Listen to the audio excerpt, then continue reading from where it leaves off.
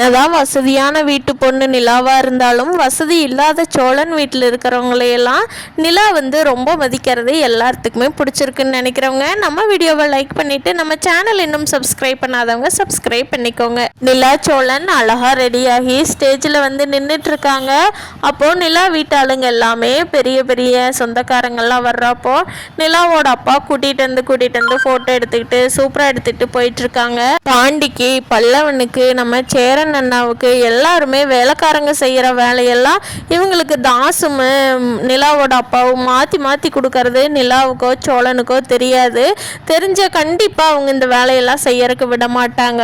அவங்களுக்கு தெரியாத அளவுக்கே பார்த்துக்கிட்டு வேலை கொடுத்துட்ருக்காங்க. இவங்க கடைசியாக போய் இவங்க அண்ணன் தம்பி எல்லாருமே ஃபோட்டோ எடுக்கலான்னு சொல்லி ஸ்டேஜுக்கு போய் நிற்கிறப்போ நிலாவோட அப்பா அவங்கள ஒதுக்கி விட்டுட்டு தம்பி ஒரு நிமிஷம் இருங்க அப்படின்னு சொல்லிட்டு அவங்க சொந்தக்காரங்க எல்லாத்தையுமே கூப்பிட்டு ஃபோட்டோ எடுத்துகிட்டே இருக்காங்க. கார்த்திகாவும் பார்க்குறாங்க, வானதியும் பார்க்குறாங்க. அவங்க ஸ்டேஜில் பக்கத்துலேயே முன்னாடியே உட்காந்துருக்காங்க இல்லையா, அவங்களுக்கு இவங்களை அவாய்ட் பண்ணுறது நல்லாவே தெரியுது. அப்போது வானதியோட அம்மா அவங்க அப்பா கிட்ட சொல்கிறாங்க, வானதி பெரிய இடத்துலையெல்லாம் அப்படி தாண்டி இருக்கும், அதையெல்லாம் நம்ம கவனிச்சிக்க கூடாது. இவ்வளோ பெரிய ஆளுங்க இந்த மண்டபத்துலலாம் வச்சு கல்யாணம் பண்ணுற ஆளுங்க அப்புறம் அப்படி தாண்டி இருப்பாங்க.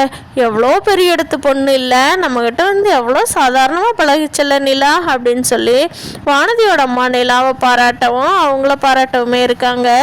கார்த்திகாவுக்கு நம்ம சேரன் அண்ணாவுக்கு ரெஸ்பெக்ட் கொடுக்கலையே அப்படின்னு சொல்லி கார்த்திகாவுக்கும் மனசுக்கு கஷ்டமாக தான் இருக்குது. ஆனாலும் யாரும் அவங்க பெருசாக வெளியில் காட்டிக்கல. சரி வாங்க எல்லாரும் போய் ஃபோட்டோ எடுத்துக்கலாமா, வாங்கக்கா போகலாம் அப்படின்னு சொல்லி வானதி கார்த்திகாவை அவங்க அம்மாவெல்லாம் கூப்பிட்டுக்கிட்டு அவங்க அம்மா அப்பாவோட ஸ்டேஜுக்கு போகிறாங்க. அப்போது தாஸ் வேகமாக ஒரு நிமிஷம் வெயிட் பண்ணுறீங்களா, இவங்க ஃபோட்டோ எடுத்த உடனே கிளம்பிடுவாங்க, ரொம்ப விஐபி ரொம்ப முக்கியமான பொறுப்பில் இருக்காங்க அப்படின்னு சொல்லவும் சரி எடுத்துக்கிட்டோம் அப்படின்னு சொல்லி கார்த்திகாவை வழி விட்டுறாங்க. வானதிட்டு அக்கா எதுக்குங்கக்கா அவங்களுக்கு வழி விட்டீங்க, நம்ம தானே முன்னாடி வந்தோம், எதுக்கு நீங்கள் அவங்களுக்கு வழி விட்டீங்க, இப்படிலாம் விடக்கூடாது, பரவாயில்ல வானதி அவங்க தான் விஐபின்னு சொல்கிறாங்களே அவங்களே எடுத்துக்கிட்டு போகட்டும் அப்படிங்கிறாங்க.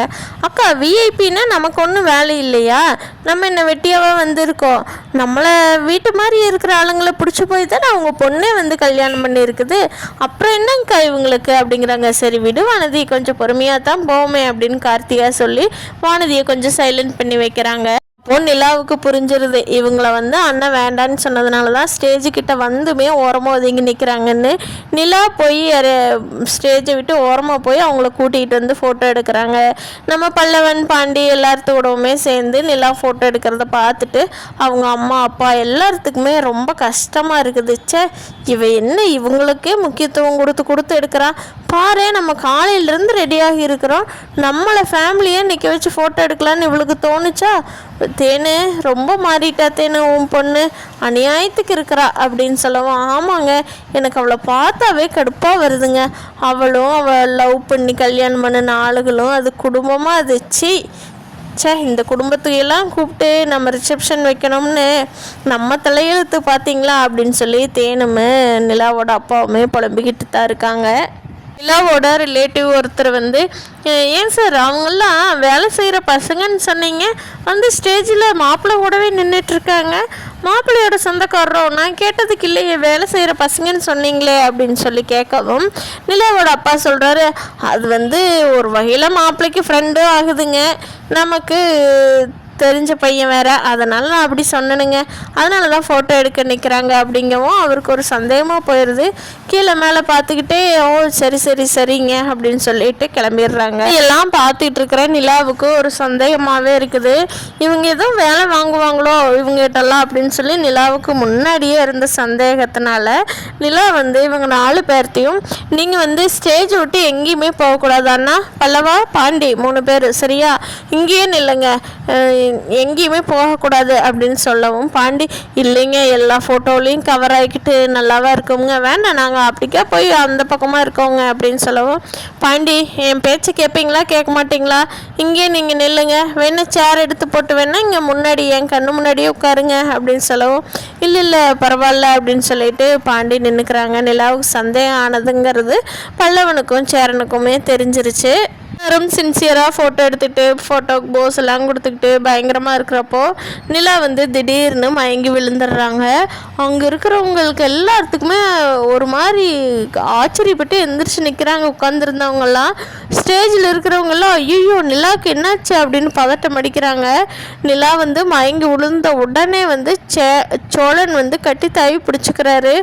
சேரன் அண்ணா, நிலாவோட அப்பா, அண்ணா, அண்ணி எல்லாருமே ஒடியாந்து பக்கத்தில் வந்து என்னாச்சு நிலா, என்னாச்சு, எந்திரி எந்திரி எந்திரின்னு சொல்கிறாங்க. அப்போது சோழன் தான் சொல்கிறாரு, இல்லை ஒன்றும் இல்லை, அவள் வந்து மத்தியானம் சாப்பிடல, ஒரு மாதிரி மேக்கப் பண்ணிக்கிட்டே டைம் இல்லாதனால விட்டுட்டான், கொஞ்சம் அந்த டயர்டுலேயே மயங்கிட்டா, வேற ஒன்றும் இல்லை, நிலாவுக்கு ஒன்றும் பிரச்சனை இல்லை, கொஞ்சம் தண்ணி மட்டும் கொண்டுகிட்டு வந்து கொடுங்க அப்படின்னு சொல்லி தண்ணி இறச்சி தெளித்த உடனே வந்து பரவாயில்ல இப்போ நான் ஓகே தான் ஸ்டேஜில் நின்றுக்கலாம் அப்படின்னு சொல்கிறாங்க. அவங்க அப்பா இருந்துட்டு ஏம்மா உனக்கு டயர்டாக இருக்குன்னா வேண்டாம்மா பரவாயில்ல கேன்சல் கூட பண்ணிடலாம் அப்படின்னு சொல்லியிருப்பார் போல். நிலா இல்லைப்பா அதெல்லாம் ஒன்றும் பிரச்சனை இல்லை, இத்தனை பேர்த்து கூப்பிட்டுட்டு எனக்கு உடம்பு சரியில்லைன்னு சொன்னால் நல்லாவா இருக்கும், பரவாயில்லப்பா நான் பார்த்துக்கிறேன், நான் ஐ வில் மேனேஜ் இட் அப்படின்னு சொல்லி நிலா சொல்லிடுறாங்க. ஆனால் அங்கேருந்த நடேசன் என்னது பொண்ணு மயக்கம் போட்டு விழுந்துருச்சா, ஐயோ என் வீட்டுக்கு ஒரு வாரிசு வரப்போகுது, பாத்தியா கார்த்திகா பாத்தியா என் வீட்டுக்கு பேரனோ பேத்தியோ வரப்போகிறாங்க, வானதி பார்த்துக்கோ எங்கள் வீட்டுக்கு அடுத்த வாரிசு வரப்போகுது சார் பார்த்துக்குங்க சார் அப்படின்னு சொல்லி மண்டபத்தில் இருக்கிற எல்லாத்துக்கிட்டையுமே சொல்லி நம்ம நடேசன் அலப்பறை பண்ணிக்கிட்டு இருக்காரு. இடையிலையே கொஞ்சம் ட்ரிங்க்ஸ் எங்கேயோ கிடச்சிருது, அதையும் குடிச்சிட்டு வந்து எனக்கு பேத்தியோ பேரனோ வரப்போகிறாங்க அப்படின்னு சத்தம் போட்டுக்கிட்டே ஜாலியாக என்ஜாய் பண்ணிக்கிட்டே பாட்டு பாடிக்கிட்டே குடிச்சிட்ருக்காரு. அப்போது சுழந்துட்டியோ கொம்மா இருந்து தொடையா அப்படின்னு சொல்லி பார்க்குறாரு. இவர் பேசுகிறதெல்லாம் அவர் காதுலேயே கேட்கல. சேரன் அண்ணாவை கூப்பிட்டு சோழன் சொல்லி அனுப்புகிறாரு.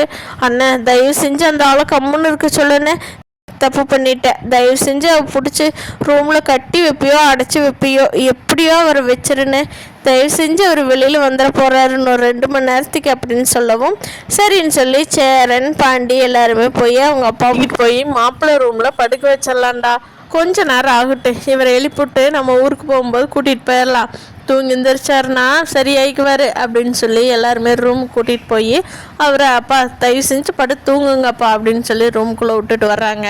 இங்கே வந்திருந்தவங்க எல்லாத்துக்குமே சலசலப்பாயிருது. என்னது ரிசப்ஷன் வைக்கும் போது பொண்ணு மயங்கி விழுந்துருது, அவர் என்னடான்னா அந்த பெரியவர் என் வீட்டுக்கு வாரிசு வரப்போகுதுங்கிறாரு, ஆச்சு என்ன நடக்குது அப்படின்னு சொல்லி ரிசப்ஷனுக்கு வந்தவங்க எல்லாமே ஒரு மாதிரி பரபரப்பாக ஆயிடுறாங்க.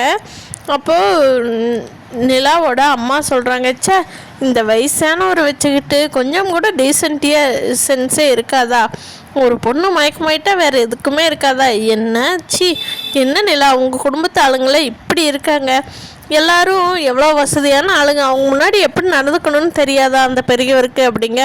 அம்மா அவருக்கு தெரியாதுமா, அவருக்கு தெரிஞ்சதே அவ்வளோதாம்மா அப்படின்னு சொல்லி நிலா அவங்க வீட்டை அப்போ விட்டு கொடுக்காம தான் பேசுகிறாங்க.